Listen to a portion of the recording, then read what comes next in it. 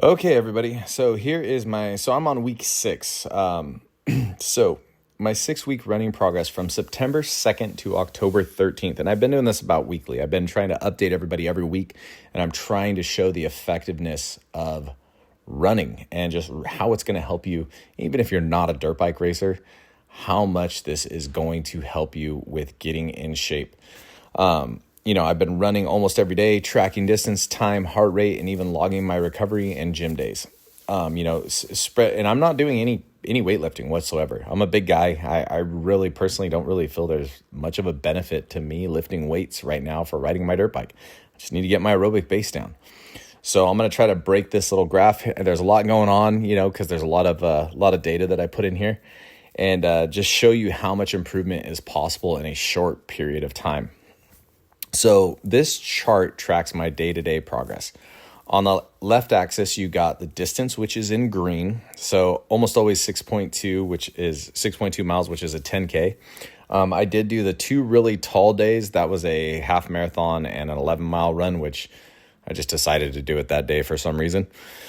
Time is in blue. That is how long it took me to do each run. And then the average heart rate is in red, which is a great indicator of effort and the cardiovascular adaptation. Each gray bar marks a rest day, and the white outline bar means I also hit the gym that day. So, well, not also hit the gym. That means I use the treadmill at the gym, and I've been I kind of mix and match my gym and treadmill days. And at the gym, I do run a little faster because I'm not on an incline. And, when I'm outside, I'm running, my area is real hilly. So what's really cool about the yellow trend line, so you can see that yellow trend line in the middle, it shows that over 42 days, my math was bad. It was 42 days. Over 42 days, I've gotten significantly faster, improving my pace by over 25%. At the beginning, I ran 3 miles in 37 minutes. By the end, I ran a full 10K in 54 minutes. So that's 25% faster in the matter of 42 days. 1 month. A lot of people, they think, it's going to take me 6 months to get in shape. You start running, you're going to get in shape pretty quick, and you don't necessarily need to use running. I just feel that running is the most effective. I like cycling, but I feel it just takes too long to get what you get out of running. An hour of running, if you're going to equate that to a cycling, that's going to be several hours of cycling in a day. So I would much rather do it with my running. Okay, now check out the red bars. That is the average heart rate. You'll see some spikes, especially on the hard days or when I was pushing pace, but I kept it within that heart rate zone, right? And you'll see some days that are below 130, and those are like recovery days. Those are the days my legs were feeling real heavy. I was tired. My body was a little worn out, and it kind of triggered me like, all right, I had 2 days where I pushed. I'm just going to try to back it down just a little bit, and sometimes lower. But you can see that my heart rate and speed, so the heart rate is staying pretty consistent, but my speed is getting faster and faster over time. Like I said, a 25% increase in times. All right, so here's the takeaway. Consistency, tracked progress, and listening to my body. I had recovery days, I logged everything, and the results, they speak for themselves. I got faster, I was more efficient, and my body adapted. It is crazy to gain 25% fitness. I mean, if you can gain 25% fitness on your dirt bike, you are going to go so much faster, be so much more effective on the track. And the big thing, that I don't want to overlook is the focus. How many accidents have we had, or have I had, because I lost focus because of inattention and I was tired? The more fit you are, the more aware, the more, quick you're going to be to react to stuff. So, this is what building an aerobic base can do for you. If you're on the fence about starting something like this, do it. Start slow. Track your progress, because if I didn't track my progress, I would not see that I have increased my fitness by 25%. You'll be shocked at what your body can do in just over a month. All right, so I've taken these 2 runs and I just want to compare them. So this is a 6.2 mile run at the beginning and a current 6.2 mile run. So let's look at how much my body adapted in just over a month. On the left, you're seeing an early 6.2 mile run on September 4th. It took me 1 hour and 15 minutes at a heart rate of 118 beats per minute. Now, I was trying to stay under 140, but I had to slow down so much because my legs got so heavy. My knee was hurting me still then. And like I mentioned, my knee doesn't hurt me at all now when I run. I don't even think about my knee. Initially, I was trying to do 2-3 miles and my knee was killing me. So your body learns how to adapt. If you have some nagging little soreness or injury and you just get out there and you try to run every day or almost every day, your body is going to figure out, you're going to adapt, and it's going to work itself out. So now let's fast forward to October 13th. Same exact distance, but I ran it in 54 minutes and pushed much harder pace. But my heart rate stayed at an average of 138 beats per minute. That's over 21 minutes faster, or more than 13 minutes per mile shaved off. The coolest part, not 13 minutes per mile, 3 minutes per mile shaved off. Man, it'd be cool if I shaved off 13 minutes. I'd be going backwards.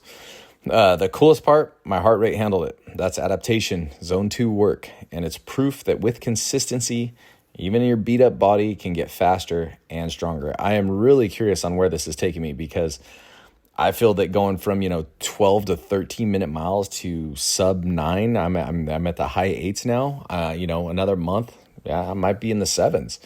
The one thing that I do not really care for though is my heart rate is staying consistent, but I have to push harder. So I am having to run harder than I really want to. I kind of liked cruising at the 12, 13 minute mile pace and knew I was in that heart rate zone. But now I got to make that body move. And as we keep going, I'm probably going to have to move faster and faster. But hey, that's the point of doing this, right? Keep that heart rate low while we can go faster and faster. And if we can do it on the street running or on a trail running, it's going to equate over to the dirt bike when we try to push it. All right, so I am going to go over why motocrossers need a strong cardio base. And this is something when I was younger, I would talk to people that were a little more experienced and had a little more knowledge than I had. But back when I was racing, there was no information available, and knowledge was not willingly shared because people kept it close to them. They didn't want people to know their secrets, how they did stuff, technique, form, you name it, right? But now there's so much information out there. If you don't get it from one person, you're going to get it from another. We have YouTube, we have online training, we have trainers. I mean, there's so many motocross trainers. Back when I was a kid, there was nobody that trained motocross. There was Donnie Hansen. There was hardly anybody Gary Bailey. So if you race motocross, you already know how brutal it is on your body. I know that firsthand. I've broken many, many bones, torn many ligaments, tendons, you name it. We get arm pump. Lactic acid is a problem. Our heart rate is pinned. Our heart rate is through the roof, right? And that's just halfway through the moto. So a lot of times it's just survival. But here's the thing that most riders ignore. The aerobic engine, it's the foundation for everything. It's not just about being strong or aggressive. If your heart rate and lungs can't recover, you gas out. That's just what's going to happen. I've done it my whole life, and I've worked out for a long time. I worked out the wrong way. And, as time went on, I've been doing this for 30 years. I discovered that your base cardio is the most important thing when it comes to fitness on a dirt bike. Yes, you need to be strong, but if I could say if there was one thing you want to do not on the bike, you want to ride the dirt bike, off the bike, it is work on your cardio base. You got to think of it like your fuel tank, right? Your cardio base is your fuel tank. Bigger fuel tank, longer you can go, more effective you're going to be riding. Your aerobic system is what handles the long duration effort. It's what clears lactic acid, and it keeps your heart rate from redlining and helps you recover between motos, between corners, on the jumps, everything. If you train your heart to recover quicker and function at a lower heart rate, you are going to become a better, stronger, faster rider. A strong cardio base means lower heart rate at race pace. Okay, now what we're doing is we are doing this off the bike. So we are training our heart to be more effective, more productive off the bike by the way I'm doing it is running. And I feel like running, if you can run, go run. And if you're going to say, I have a bad knee, I have bad knees, okay? I've broken my femur. I got screws in my hip, my knee. I've torn my ACL twice. I've done my meniscus. My knee is tore up, but I'm okay. I can go run. All right. So you're going to have, lower heart rate at race pace. Okay. Faster recovery after sprinting. So what's going to happen is when you're making that charge for a lap and you're going after someone and you spike that heart rate, having a strong cardio base is going to bring it back down quicker so you can get back into that endurance zone and keep going. Less fatigue in your arms and your legs. Okay, arm pump, that is a big one. When I am taking my cardio-based training, my zone 2 aerobic, using the math method and really focusing on heart rate training and taking it serious, I do not get arm pump. I can literally go out and just push from lap 1, not even warmed up, and not get arm pump. If I am not taking my cardio as serious as I need to be, that arm pump comes out every now and then, and it gets me. And you're going to have more focus, okay? If you create an aerobic system that is optimal or the best it can be for you, you're going to have more focus. You're not going to brain fade. You're not going to make those mistakes. You're not going to overjump that tabletop by 50 feet, flat landed, and blow your rim and do all, you name it. And I'm going to explain why running works even for dirt bike riders. Running, especially zone 2 running, builds your aerobic base like nothing else. It's low cost, you learn to move efficiently, breathe under load, and push through monotony, which honestly mimics the mental grind of a race, okay? Sometimes we're out there and I tell, kids want to go ride. They want to ride their dirt bikes, but what do? They go out, they do 1 lap, 2 laps at a time. They'll do a couple sprint laps, they'll go throw some whips, but they don't want to do those long 30-minute motos, those 20-minute motos. I mean, getting a young teenage kid to do a 10-minute moto is a struggle sometimes. So what this teaches you to do is it's going to strengthen it's going to strengthen your heart, build capillary density. Now that's a huge one. When you build a capillary density, that is what's going to help with arm pump and everything flowing more efficiently. It increases mitochondrial function, the stuff that keeps you from fading halfway through your motos. All right, so this is just a quick analogy, right? You wouldn't go ride a 250F with a very tiny fuel tank and expect to, with not enough gas and expect to finish the moto. Same thing with your body. Without a cardio based, your system blows up right away. That is everyone's had it where they get a really good start. 1 lap, they're like, I'm ripping. I'm going to tear it up today. Next thing you know, arm pump comes in, you get gassed out. You feel like you're just going to fall off the back of the bike.